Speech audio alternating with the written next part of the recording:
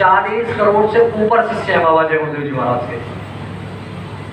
और इधर सतयुग की खबर, अगर बाबा जय गुरुदेव कल सतयुग लाने का ढिंडोरा पिटवा दें और वो चौथे यज्ञ करने का पूरे देश में प्रचार करवा दें, तो आप में से कोई ऐसा व्यक्ति है जो बाबा जय गुरुदेव चौथा यज्ञ करें और आप नहीं जाएं?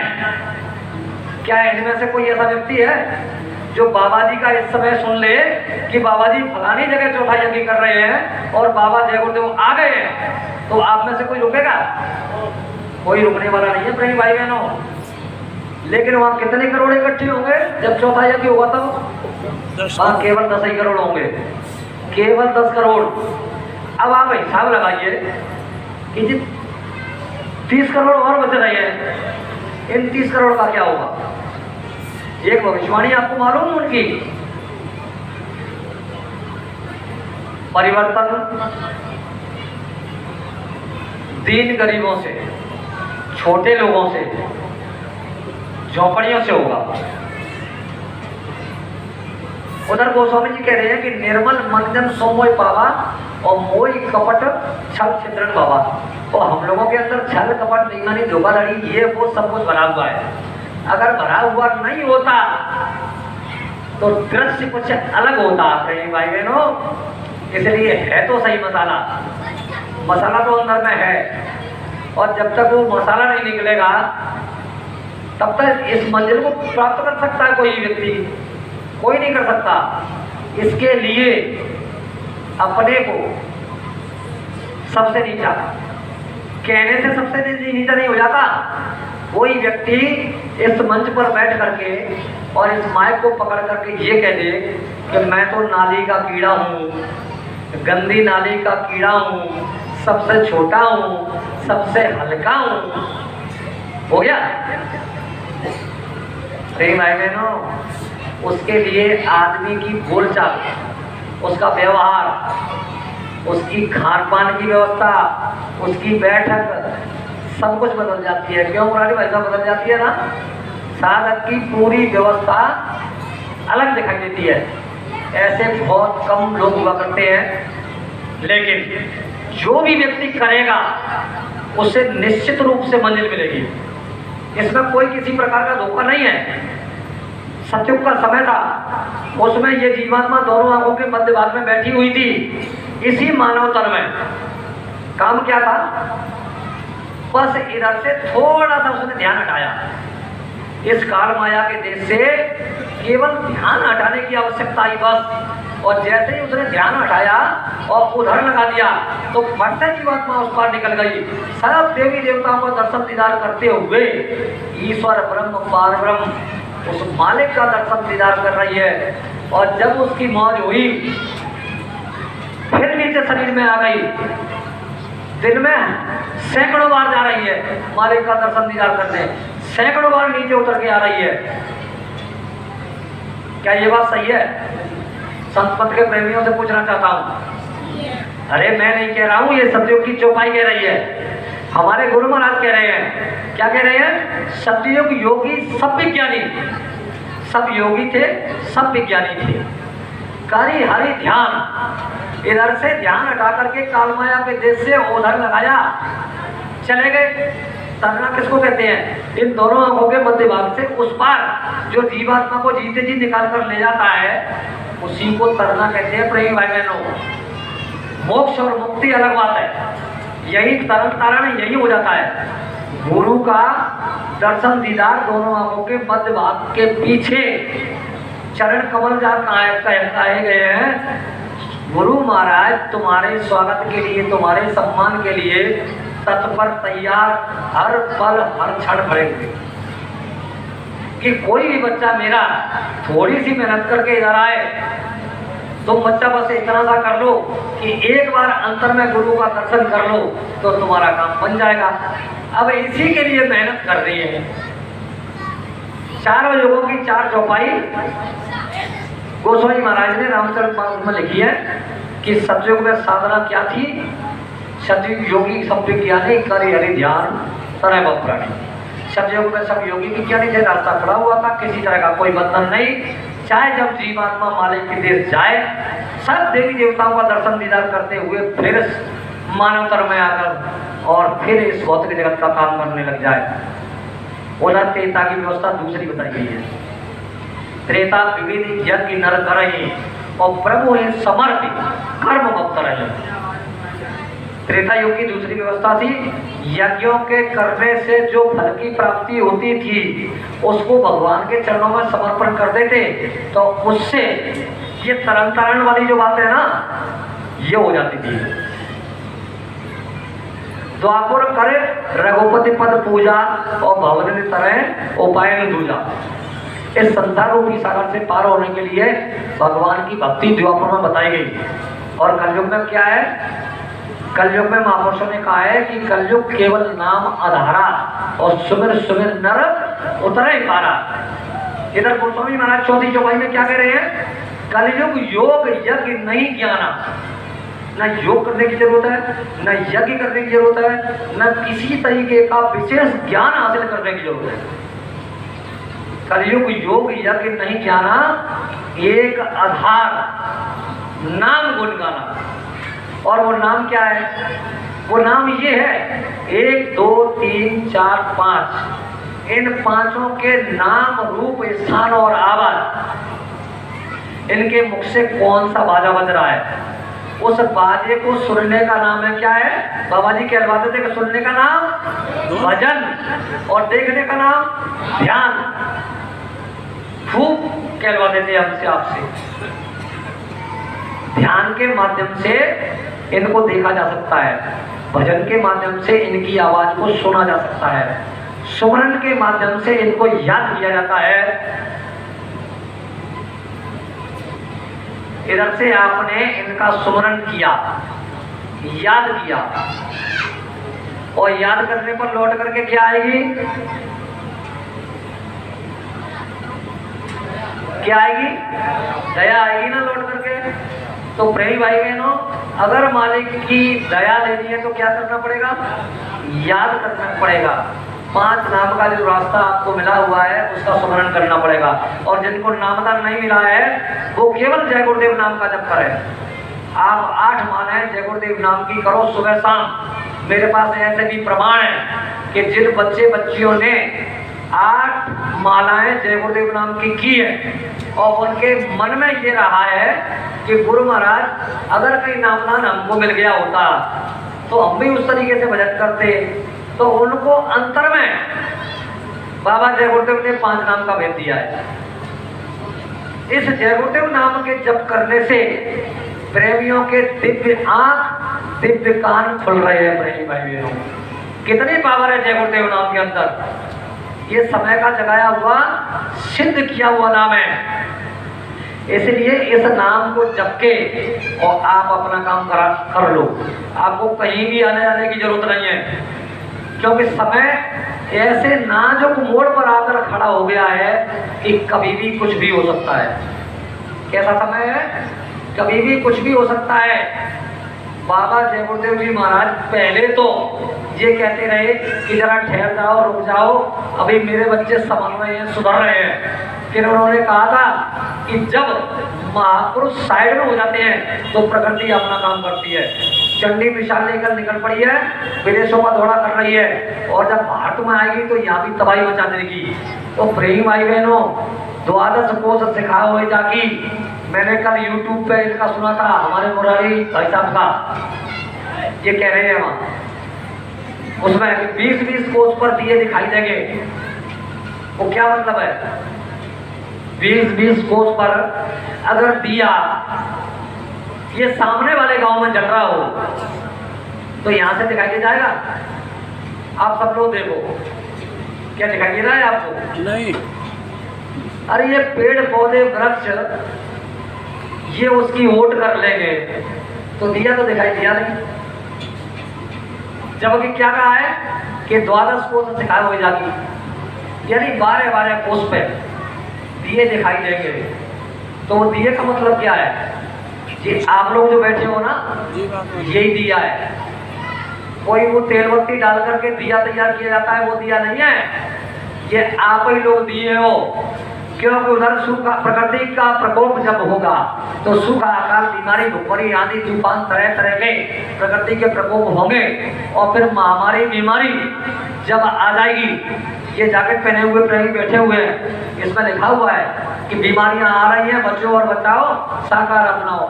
देखिए ये भाई साहब खड़े हैं जरा इधर, ये लिख रहा है इस साइड में कि बीमारियां आ रही हैं, बढ़ रही हैं, बचें और बचाएं। पिछले 2 साल पहले एक बीमारी आई थी, क्या नाम था उसका? तो कोरोना नाम की बीमारी ने आप सबको घरों में बंद कर दिया था। घर से बाहर नहीं जाएंगे, यही जो कुछ भी मंगा लो। घर से बाहर गए तो किसी से स्पर्श हो जाओगे, शायद उसको कोरोना हुआ तो संक्रमण की बीमारी है, एक दूसरे के स्पर्श से ये छुआछूत की बीमारी है, आपको भी लग सकती है। तो बड़ा भयंकर डर था। कितने लोगों की मृत्यु हुई आपके आगरा जिले में है कुछ आंकड़ा? दादा हमारे कह रहे हैं कि बहुत मरे थे। प्रेम भाई बहनों, मेरा ये मानना है कि जो हॉस्पिटल चले गए थे उनमें से शायद कोई एक आध लौट के आया, उन्हें तो मर के आए थे। ऐसा हुआ था आपके यहाँ? हमारे यहाँ खूब हुआ। और जय गुरुदेव वाले, इन्होंने तो पट्टा करा दिया है, जैकेट पहन करके, टोपी लगा करके, और नामदान बाबा जय गुरुदेव से लेकर के बोले हमारे पास तो पट्टा है पक्का। कौन बचेगा? सबसे ज्यादा बचने की बात यही करते हैं, यही बचेंगे बस। मैं आपसे पूछना चाहता हूँ, जय गुरुदेव संगत के प्रेमियों में से भी आगरा जिले में कोरोना में से 1, 2, 4 क्या कुछ लोग चले गए थे कि नहीं गए थे? जय गुरुदेव संगत के अंदर आगरा जिले में कोई नहीं गया। कितनी बड़ी दया है कि आगरा जिले में से कोरोना के समय में कोई नहीं गया। धौलपुर में मारता है क्या? धौलपुर का कोई व्यक्ति है? धौलपुर में से कोई गया था क्या? है? नहीं गया ना।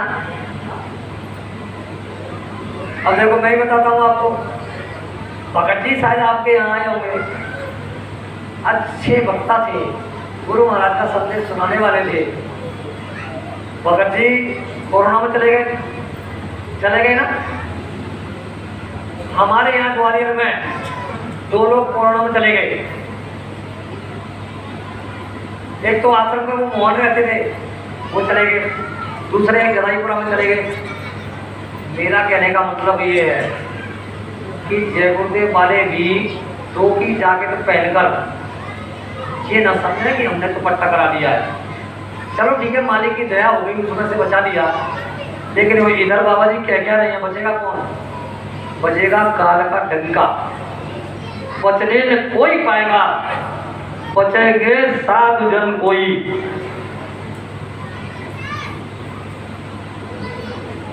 बचेंगे साधु जन कोई जो सत से लो लगाएगा।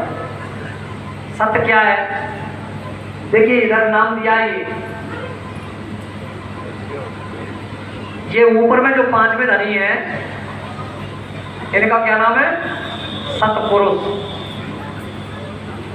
और ये ईश्वर है काल, और इनका डंका बजने वाला है। और इधर बचने की बात हो रही है,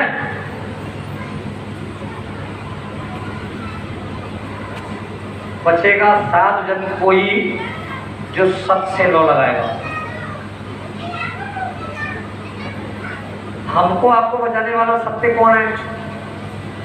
आपने इसको तो देखा नहीं, सत्य को इसको नहीं देखा।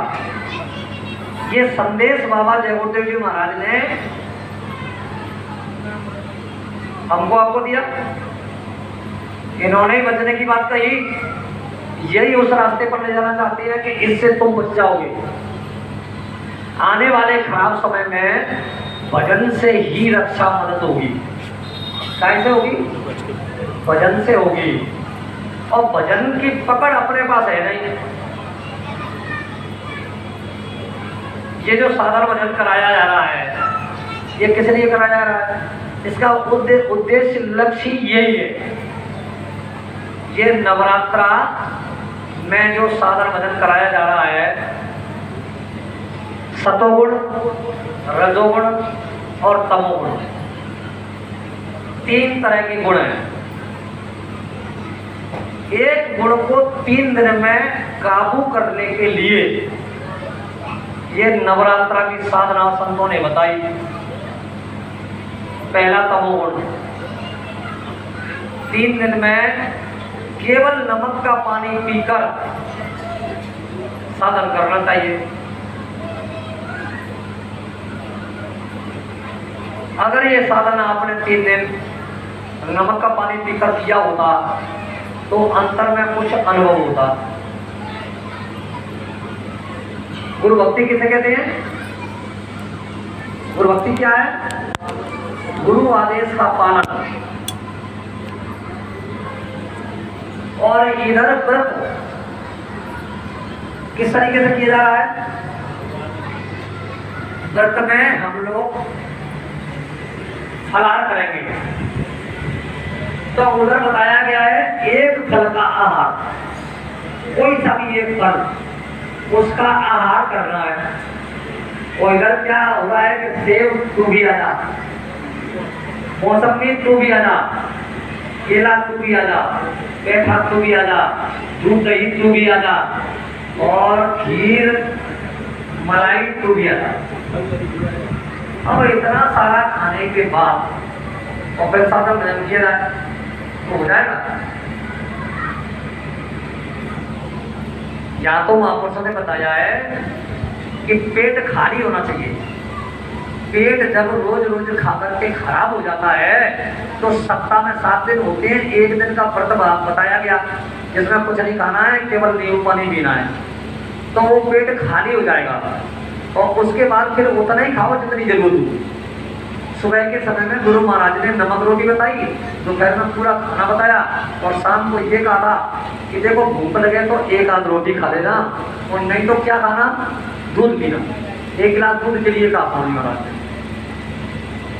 इस तरीके से अगर थोड़ा सा नियम कानून हमारा होता तो हमको कुछ प्राप्त होता। नेम जगावत प्रेम को, प्रेम जगावत जीव, और जीव जगावत सुरत को, तब सुरत मिलावत की। उस प्रीतम को, उस परमात्मा को कौन मिलाएगा? सुरत मिलाएगी। लेकिन साधन कौन सा है? ये मानव तन का साधन है, ये शरीर का साधन है। इस शरीर के साधन के बिना यानी सुरत को जगाया नहीं जा सकता।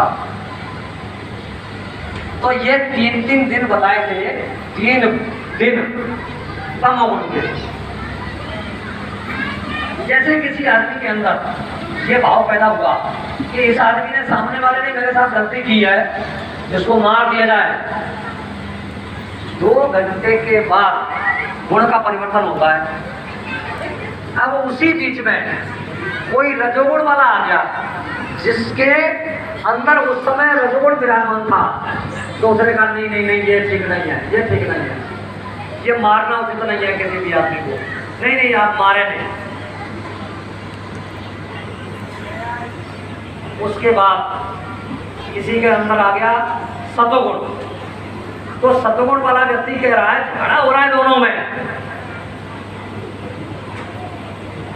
सतोगुण वाला व्यक्ति कह रहा है कि देखो एक काम करो, जो कुछ हो गया हो गया, ये भी आदमी इंसान है, अब आप इसे माफ कर दीजिए। तो उसने माफ कर दिया। कौन सा गुण था? वो सतोगुण था, माफ करने वाला। और रजोगुण समभाव, बराबर बराबर। उसमें आदमी ये कहता नहीं नहीं कोई बात नहीं है, रहने दीजिए, रहने। और तमोगुण में क्या होता है? मार दो, खत्म कर दो, ये कर दो, वो कर दो। उसने हमसे वैसे कह दिया, उसने हमसे वैसे कह दिया। तो ये तीनों गुणों को काबू में करने के लिए 3 दिन की साधना बताई गई। और अभी 26, 27, 28, 29 और 30 5 दिन निकल गए हैं। सतोगुण के दिन रह गए हैं बचे। कल के बाद वो 3 दिन रह जाएंगे।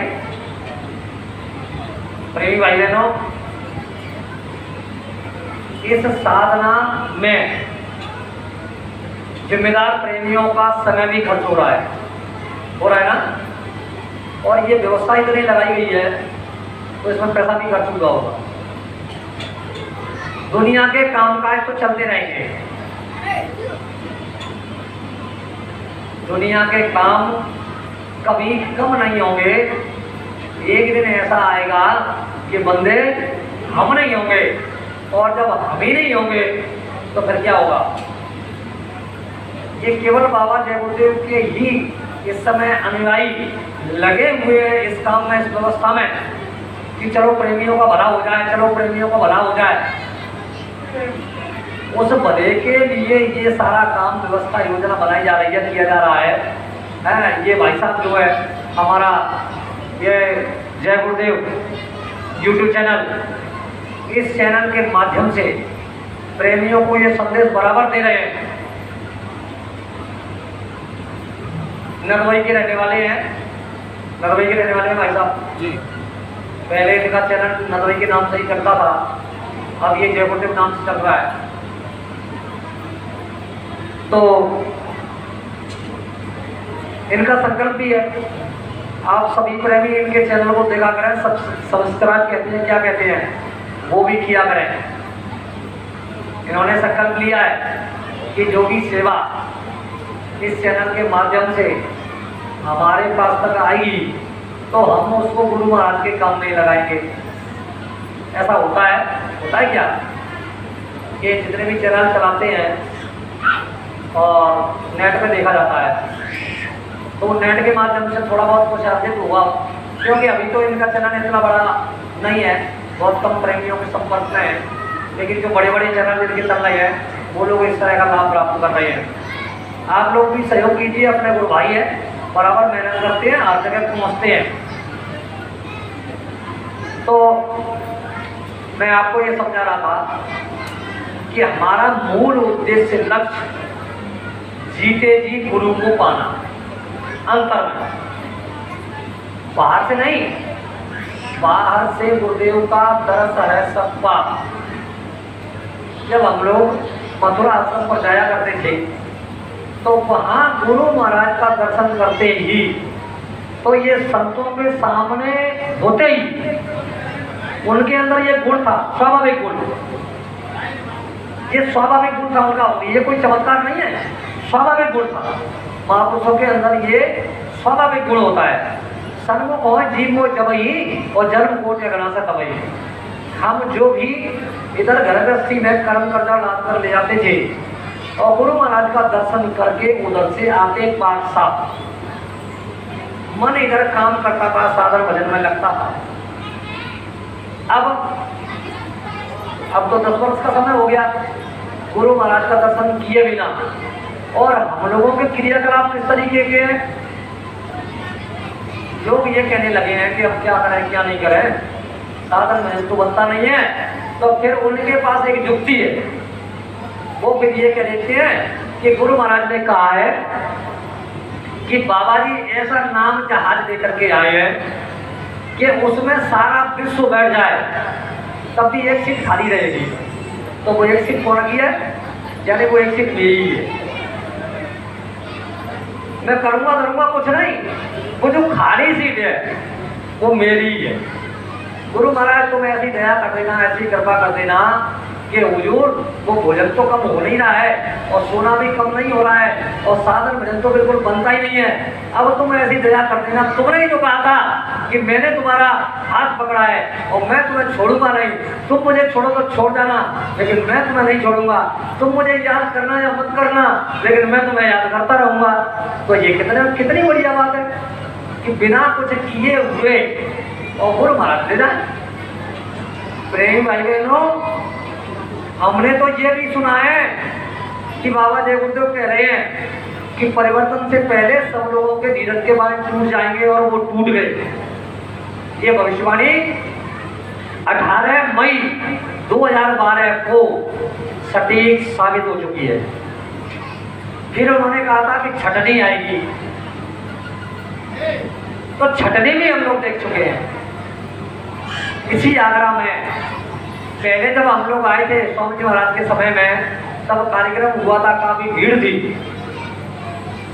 लेकिन आज कितनी भीड़ है।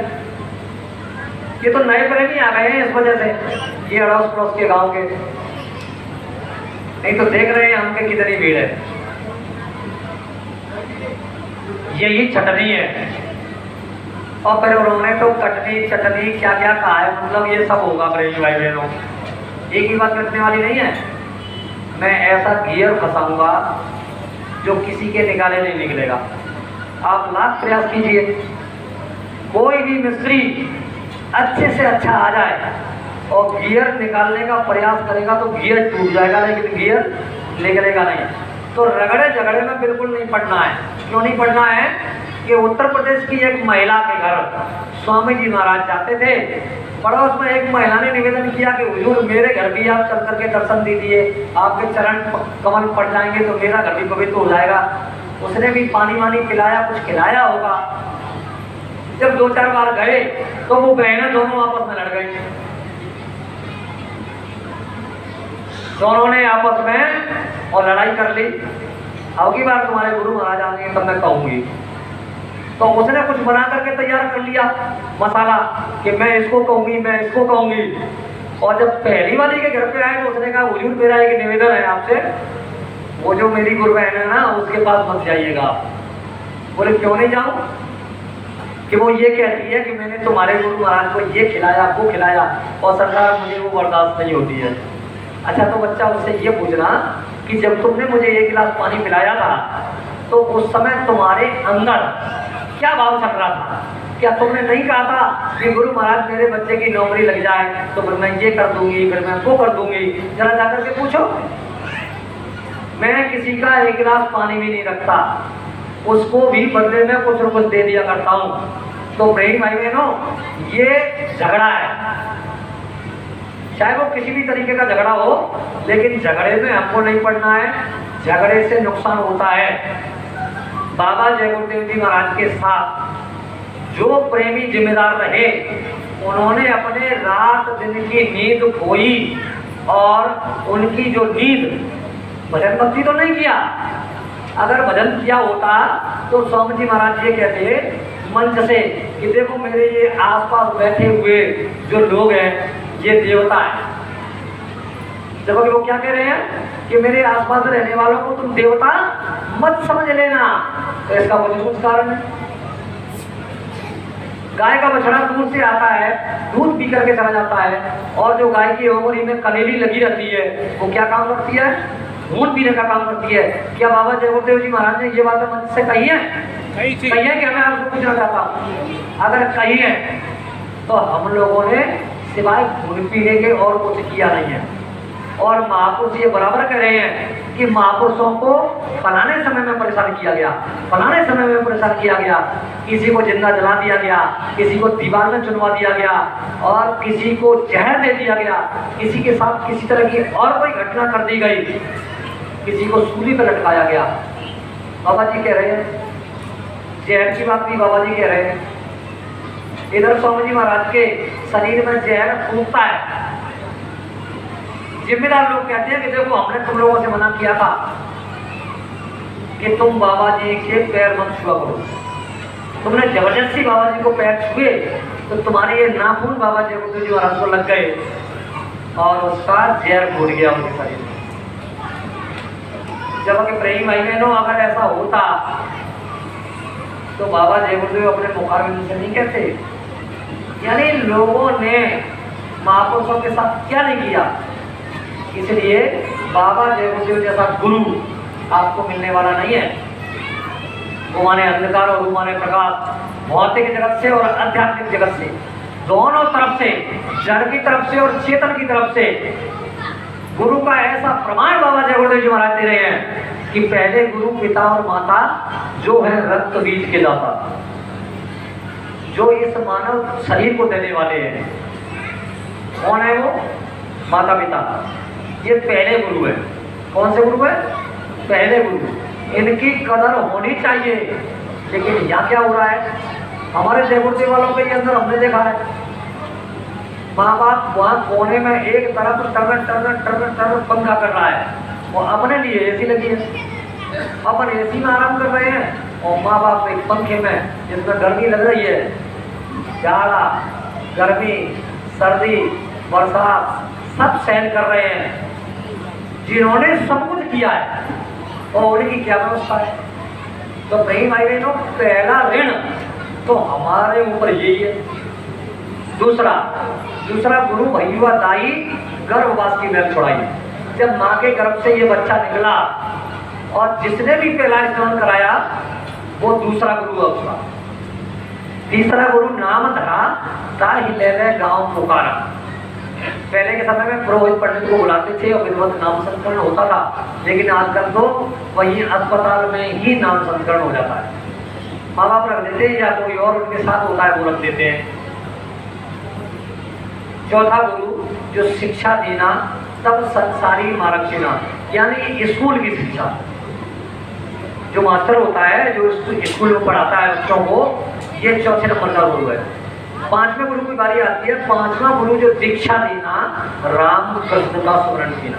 राम का, कृष्ण का, देवी का, देवता का नाम या मंत्र जो दे देते हैं और भगवान के भरोसे छोड़ देते हैं, ये कौन से गुरु है? पांचवें गुरु। छठवां गुरु भरम सब तोड़ा और ओमकार से नाता जोड़ा। वेद शास्त्र जिसका बखान करते हैं वो सबसे बड़ी सत्ता ब्रह्म सत्ता है, उससे ऊपर कुछ नहीं जानते। उससे ऊपर के लिए तो उन्होंने नेति नेति कह दिया है। और नेति नेति का मतलब वेदों में क्या है पता है? यहाँ से आगे कुछ नहीं है, लेकिन संतों ने इसी नेति नेति का अर्थ लगाया है कि इससे भी ऊपर कुछ है, और इससे भी ऊपर जो है वो संत का ज्ञान है, जो परमात्मा का ज्ञान कराता है कि आत्मा कहाँ से आई है, मरने के बाद कहाँ चली जाती है। वो किसका ज्ञान है? परमात्मा का ज्ञान है, संतों का ज्ञान है। इसी को संत मत कहते हैं। और ये जो काल मत है इसको वेद मत कहते हैं। ये वेद मत की अपरा विद्या है और ये संत मत की परा विद्या है। इसका ज्ञान महापुरुषों को होता है। तो प्रेम भाई बहनों, ये छठवें गुरु की जो बारी आती है उसके लिए ये महापुरुषों ने कहा है, सातवां सतगुरु शब्द लखावा। ये जो बात कर रहा था मैं सतपुरुष की, इनके साथ शब्द लगा हुआ है और सातवें गुरु के साथ भी शब्द लगा हुआ है। सातवां सतगुरु शब्द लखावा। ये शब्द का आधार नीचे की तरफ आया।